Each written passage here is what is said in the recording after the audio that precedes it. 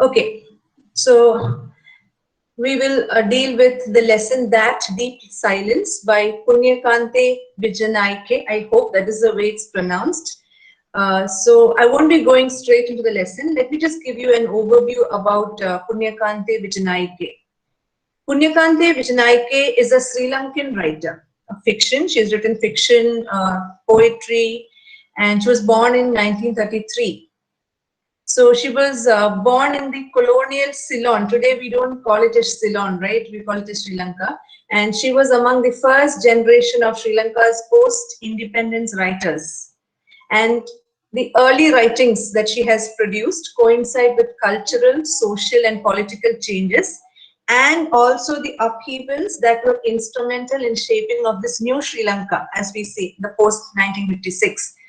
So Wijenaike has lived most of her life in Colombo, and she is from an upper middle class social background. And the first collection of her short stories was titled The Third Woman, which was published in 1963. And after that, she wrote a few novels like The Waiting Earth, published in 1966, Giraya in 1971, Amulet in 1994, and Enemy Within in 1998. And in 2013, she brought out this novel called When the Harvest is Over. In 1985, she was awarded the Women of Achievement Award, right? Which was it is an award conferred by the government of Sri Lanka, and she also won the Gratian Prize in 1990 for this novel Amulet. And she has also been the joint winner of the Commonwealth Short Story Competition for Radio in 1966. Now, when we speak about Wijenaike, we can understand that she is well known for the portrayal of characters who do not conform to the normal expectations and standards of this hegemonic society. Now, hegemony means the hierarchy in society, right? So in Sri Lanka, you can see a lot of hegemony, caste, gender, everything. So she has created characters who would not actually conform to the normal expectations, normal standards of the hegemonic society. So her narratives are those kind of writings which deviate from the aristocratic tradition of writing, and she incorporates all these unconventional themes, and most of her writings are predominantly centered around the Sinhala Buddhist family. So that is the main group there, the Sinhala Buddhists in Sri Lanka. And the themes that she deals with include themes like family, love, sexuality, and she often focuses on writings and topics and discourses which are usually considered taboo or usually considered forbidden, which are usually pushed to the periphery of the mainstream society. Now, why do we think Wijenaike is important? Wijenaike is important because she wrote at a time when the Sri Lankan literary circle did not expect anything worthwhile to be considered serious fiction from women. Now, she comes from a wealthy family. She had a very affluent way of life, but women were not kind of accepted as writers. So when we look at her writings, we can understand that her early narratives and characters are rooted in the Sri Lankan rural context, and they are interwoven with the traditions, conventions, and customs of the Sinhala Buddhist rural families. So especially the novel titled The Waiting Earth, which was published in 1966. It is one of her longest novel up to date, right? So that novel is set within the historical context of the peasant resettlement in the 1950s. And in 1960s, and so actually Wijenaike in that novel focuses on the territorial ownership of land. In 1971, she wrote a novel called Giraya, and Giraya is considered to be one of her most popular novels, which gave her significant acknowledgement in both local as well as international literary circles. Now, this novel, Giraya, follows a retrospective journal writing form to present experiences of a woman named Kamini. She is a protagonist. So she is a university-educated young woman who has basically a peasant origin, but she marries into an upper-class Sinhala Buddhist family because she wants to save her family from poverty. Now, in this novel, Vijenaike deviates from the normal standards of society, and she explores themes like lesbianism, homosexuality. In a time, that was 1971, that was a time in Sri Lanka or maybe across the world where representation of minority sexualities were not accepted, and they were marginalized. And today they have been accepted. Her writings have been accepted by a number of Sri Lankan queer literary critics.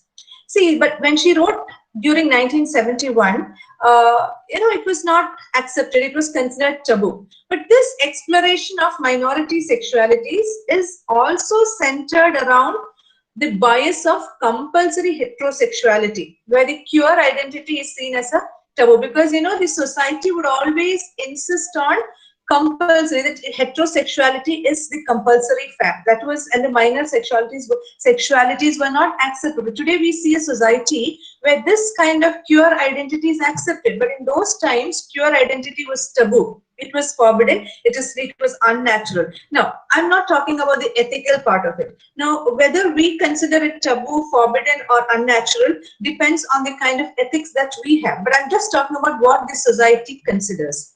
Now, then in 1994, she wrote a story named Amulet.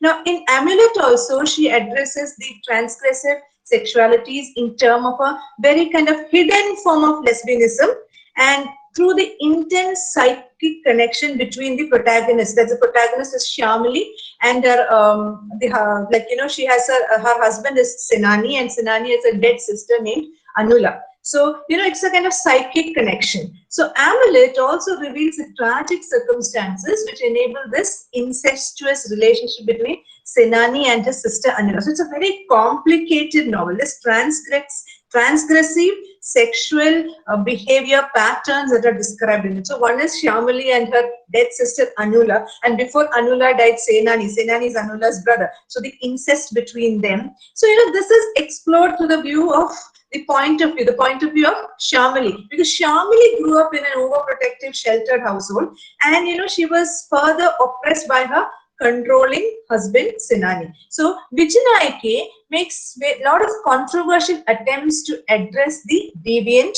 the transgressive sexualities which are considered taboo and condemned by society in those days. But today, I think most of the societies are kind of open to such ideas. Now, Wijenaike has received criticism on biased and binary representations in her explorations of the separatist war in Sri Lanka. Now, in 1998, she has published a novel titled An Enemy Within, right?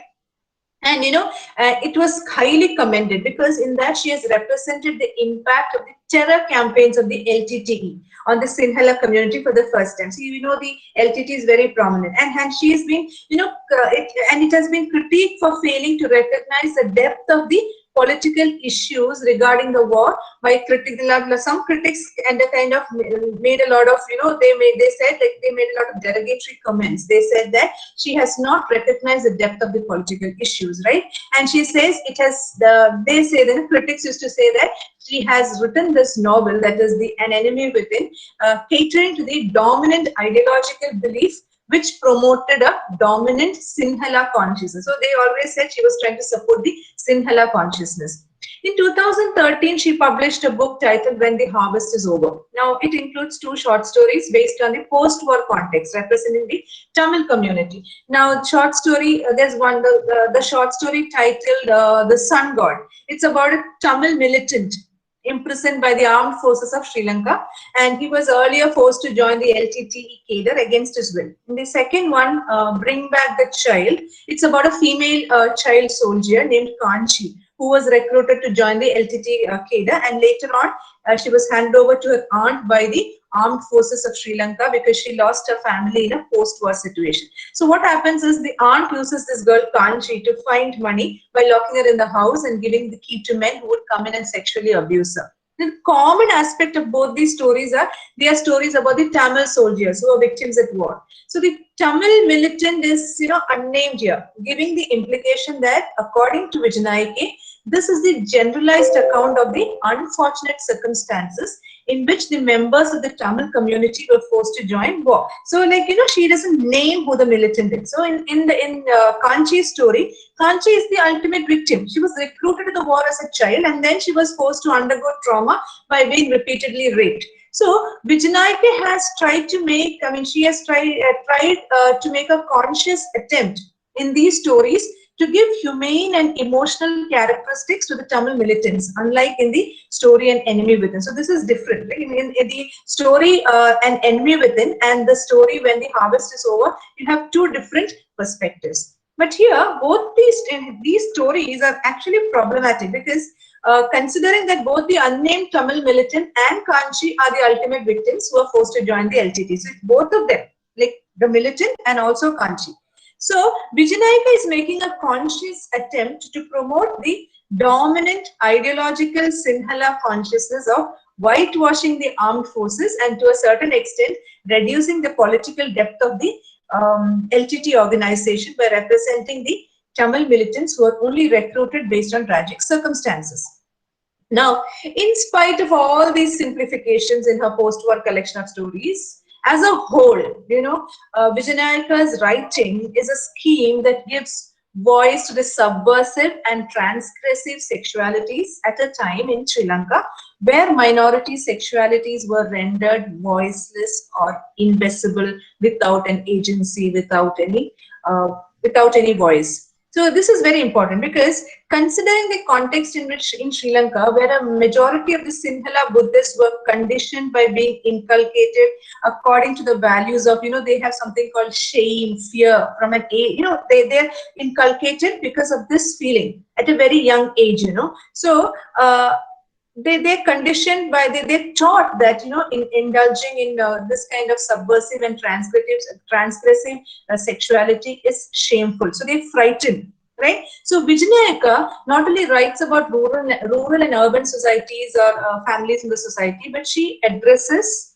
the disillusioned circumstances of the postmodern society, which has actually led to the degeneration of love in marital relationships. So she can be seen as a writer who tries to contextualize herself in the kind of changing socio-political dynamics of society. So that is what Wijenaike is all about. Now, these are a few works that have been written by her, but what you have to study is entirely another context. That is That Deep Silence. It does not deal with any transgressive or subversive sexuality. It does not deal with it does not deal with the LTT. It does not deal with militants. It is entirely different from that. Here, Wijenaike speaks about an old woman who is forced to go into an old age home by her own daughter because her daughter wants to destroy. She wants to.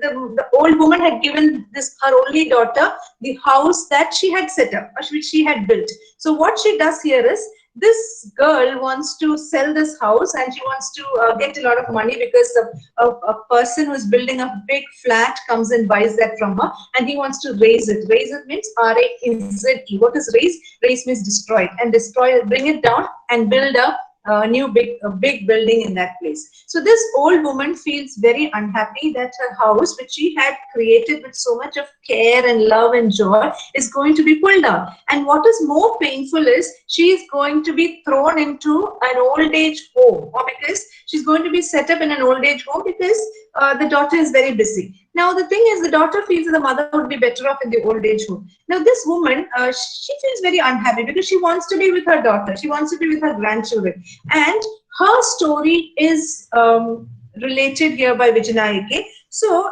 this is a reflective piece that shows us or gives us the sorrows of an old woman who is being packed off to a home for the aged. So this is actually in the form of a monologue. Now the narrator, the person who is narrating the story, and the audience, and the other two characters, that is the daughter and the maid, their actions, the depth of their implication on the life of the narrator begin to emerge, right? So it is like, there's only this one monologue, or this narrator is speaking, the old woman. right? Now that is the context of the story. So before we go into the story, I just want to have a small discussion or maybe make a few comments on the kind of the problem about this old age home, or the problem that the aged face in our society. Now, when we ask the question, is an old age home a boon or is it a bane to the society? Boon means, is it a blessing or is it a curse? Now, we look at it from both sides, because every coin has two sides, right? So does the old age home issue. Now, it's please don't get me wrong that I'm a person who's supporting old age home, but then we have to look at the problem from an objective point of view. We are not being subjective here. Subjective is, we're not becoming very personal here. We're standing aside and we're taking a objective look at the issue. So, how do we look at old age homes? Now, in this lesson, That Deep Silence, Wijenaike talks about this old woman who is packed off to the old age home by her own daughter. Now, today we see a lot of old age homes mushrooming in India, right? In India, old age was never a problem, right? Long back. And elder abuse was considered a Western problem. And this concept of old age homes and all were very alien concepts long back, right? During my maybe the time of my grandparents and all, this concept of old age home was not there at all. It was an alien concept. But today we see so many old age homes everywhere. Why? Because in the olden days, elderly people of the family were respected a lot, and they continue to live with respect till their death. But now times have changed. Many places we see how the elderly are treated. Most of the times, or most of the places, we see the old people being treated as a burden. Now we have to understand that old age is similar to childhood. See, when we read Shakespeare's As You Like It, there is a small poem in that which talks about the 7 ages of man. And he says, in the last line, he says, the old age, it is just like second childhood. That's how Shakespeare describes it. Old age is described as second childhood. So old age is like very, very similar to childhood. Just like a baby or a child is unable to do anything on his or her own and is totally dependent on his or her parents, an old person is also dependent on another person for getting his work done, because the reason is they're no longer physically fit. But we should always remember that these people, these old people, the so-called physically unfit people, or the old people, are the same people who ran around and did so much of work, who took care of their children when they were small. And they did so willingly without any complaint. And they never considered their children as a burden, right? The child was not able to do anything on its own. They never considered the children as a burden. They looked after the children. They ran around and they sacrificed so much to look after their children. So it becomes a curse, definitely, when children send their parents to old age homes instead of taking care of them, instead of serving them. And, especially when the parents have spent their entire life looking after their children. Right? There are children who leave their old parents as destitute. They don't take care. They don't give them any money to survive. It's unbelievable, but it is true in our society today. And because of this, as a result of this, some people started all these old age homes. Some NGOs, some good-hearted people thought, there's so many old people who are being left to die like this, destitute, without any money, without any food. Nobody looks after them. So that some good people started the concept of old age homes some time back, and now it has become a kind of business also, right? So what I feel, or what the common concept should be, that old age homes should be homes to only those types of people who do not have anybody to look after them in their old age. Now, for example, I will tell you, suppose a husband and wife does not have children. So what happens when one of them dies? Like, it's difficult to maybe, if their brothers' children take care of them, well and good. I still remember it was my father-in-law who took care of his father's sister, his aunt, and she was with us till she died. So, but it's not necessary that always the brothers or sisters' children should take care of someone. So sometimes some people do not have children. Sometimes some people do not get married. So maybe, for such people, old age homes can be a respite. But that is like, it's not a reason that the old should live in such homes, right? But today what happens is, children find that parents have become a burden and they find old age homes a blessing. The children, they find old age homes a blessing because they consider their parents as a burden. They have no time, they are very busy. So they pack them off to the old age home. So for such people, old age homes are a bane. But whereas for people who do not have anybody to look after them, unfortunately, sometimes you might not have kids, or sometimes you might not have married. So when you're old, you don't want to depend on anyone. So if you go and stay in an old age home, it's okay. I'm not saying it's good, it's okay.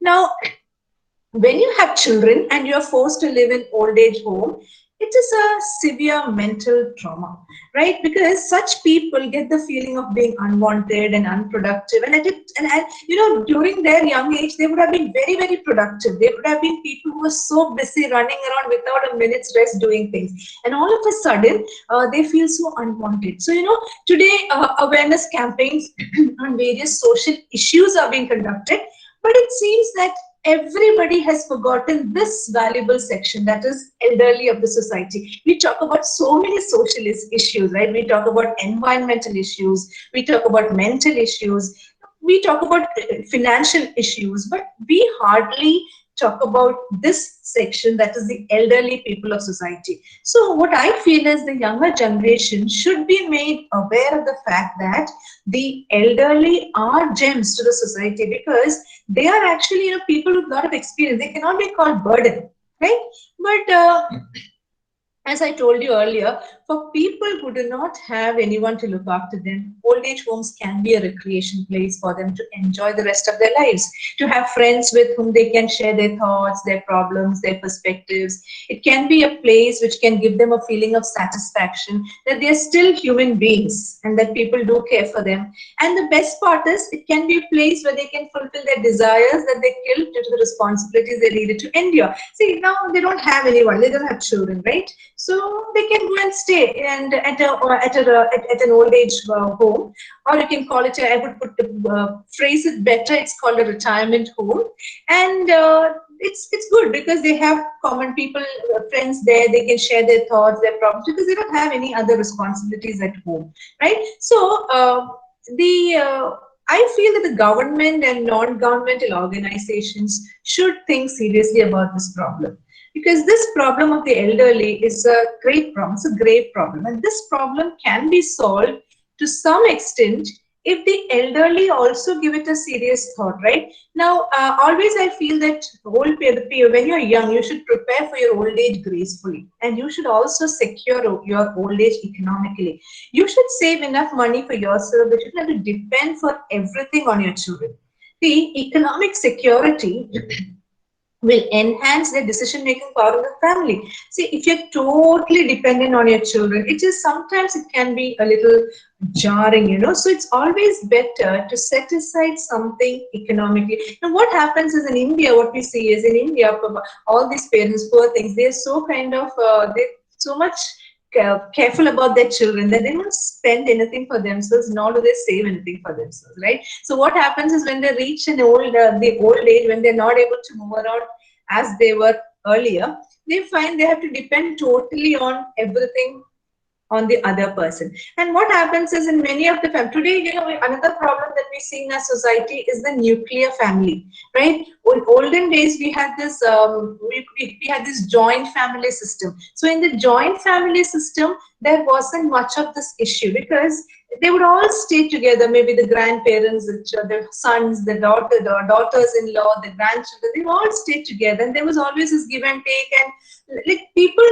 enjoyed this camaraderie. But nowadays it's a nuclear family and everybody is too busy. So what happens is when the son gets married and brings his wife, definitely there is some altercation between the mother-in-law and the daughter-in-law. Because the major problem that I feel is at many places, most of the mothers are so very possessive about their sons. So when another woman comes into the house, they find it difficult to hand over their son to that woman. So this kind of mentality should change from the old people's side also.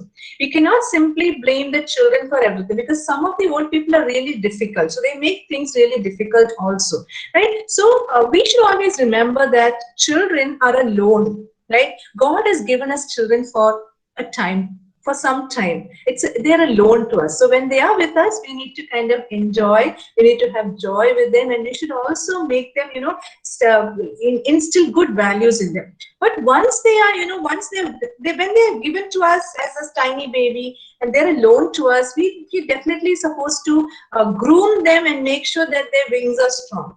But when their wings are all developed, they should be allowed to fly. It's no point in kind of clipping their wings and saying that you have to come and stay, you have to be with us. It's not possible, because you have to allow them to fly, right? And when they get in a partner, whether it's a daughter or a son, when they get in a partner, they should be taught that definitely the most important person in their life would be their spouse. See, that is how the hierarchy in the family is also important, which many parents do not teach their children. See, when you take a family, the most important person for the husband should be the wife, and for the wife should be the husband. Children come only after that, right?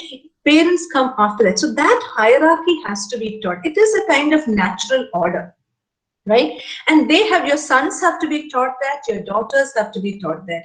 And and it is a matter of acceptance. The person who comes into your family should be seen as your own son and daughter. Then there won't be any issue. But what happens is, many times what we see is, the problems in the family rise to such volatile dimensions, then definitely finally what happens is that the old people are packed up to the old age homes. But then there's always a give and take between both genders. Definitely there would be generation gap. So maybe there might be things which you wouldn't appreciate when you see your daughter-in-law, your son-in-law doing that, right? Because see, it is their generation, it is their life. And like I always say, as long as parents are healthy, they should try to live on their own without depending on their children. It's not that you don't love them, right? You can always go and visit, and you can always come over. But what happens is, see, when your son gets married or when your daughter gets married, they are setting up their own family. They're setting up an institution of family, right? So they will have, it is their world. So they will have their fights, they will have their quarrels, but they will make up immediately, right? But what happens is, when the parents are there, they can't bear to see their son being son being fought, and I mean the daughter-in-law insulting the son.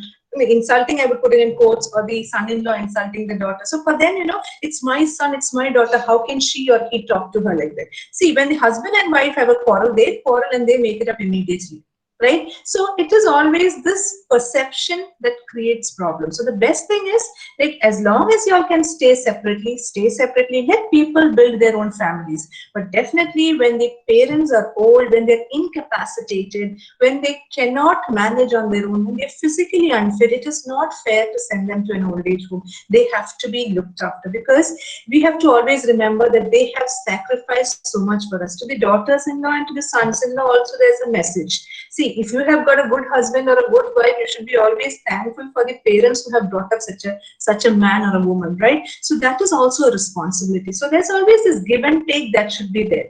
So if this kind of give and take is there, I don't think this problem of old age homes would be an issue in our society. But old age homes can be good to people who do not have anyone to look after them, right? So, and I would always, say that every person would like their space. Like, my mother is now 73, but she stays alone. But I lost my father when I was very young, and I told her to come and stay with me. My sister has been asking her to come and stay with her. She comes in between. She comes for maybe 1 month or 2 months, and then she goes back to her place, because she always says that is her space. She's got her friends, she's got her programs, she's got her church meetings, she's got all that, and she can do things leisurely, and there's no problem actually at all. So we call every day. She calls me, or I call her. My sister calls her, she calls my sister.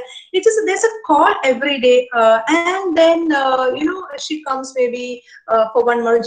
She was here during the lockdown for almost 3 months. When she goes to my sister's place in Dubai, she stays with her for 6 months. And then she comes back, but she's always, comfortable in her space, because what she says is, like, at her own house, She can always get up at the time she wants. She can always sleep at the time she wants. She can eat at the time she wants because she has got her own space and her own timetable. But when she comes and stays with us or maybe with my sister, what happens is she would have to kind of change her timetable to suit us, because I am a person, like for me especially, I get up early morning around 3:45, 4 o'clock. I start all my work and I finish all my cooking, and I have to leave around 7:30. So it's a kind of clockwork busy schedule for us. Then rushing, coming, then children taking children, then checking. So it's kind of a whirlwind affair for her, which sometimes she finds a little disconcerting. Right, so she would like to maybe get up around 6:30, 7, whatever, and she would like to sit up late up to 11:30 and maybe see something on television. Whereas, and she would like to watch soap serials, which I'm not very for. But then we don't have all these. We don't have television at home because we don't want our children to watch all these kind of dirty things that come on television, especially the serials. And I'm not at all for like watching serials at my place. So when she is at her place, she's able to do that. So there is no problem like that. But tomorrow, I'm sure, if there's something wrong, like if she's sick and if she's not able to move, now she's healthy, she's moving around, she's doing her things. If she's not able to do things on her own, we're not going to pack her off anywhere. She'll come and stay with me, or she'll go and stay with my sister, either of us, wherever she is comfortable, or like, both of us are willing to take her. And there's nothing like that. And thankfully, her two sons-in-law who have come are also really very nice. So like, there's no issue that way. So what I'm saying is, parents can have their own space for some time till they are healthy. But once they're incapacitated, I feel that they should definitely stay with their children, because they have sacrificed a lot for their children. Now, this story that has been prescribed to you, titled That Deep Silence, talks about this old woman. She has written everything for her daughter. And that's the greatest blunder that any person can do. Before, I always tell old people, please do not write everything to your children in your children's name before your death, because you don't know what's going to happen. So she has written this house that she has built along with her husband, and that house holds so many memories for her. It's something that she constructed along with her husband, and they've had their life together. They've had their lovely moments there. They've had their fights there. They have their makeups there. They had their child there. So all the memories are associated with that house, and she hands it over to her daughter. And she thinks that her daughter would take care of her because the daughter is the only daughter. But what happens? The daughter sells it off for money. The daughter wants to become very rich, and she wants money. She wants income. Maybe she doesn't want to become rich, but she finds this as a means to survive. So she sells it off so that they can build. So the builder who buys it from her can build a flat.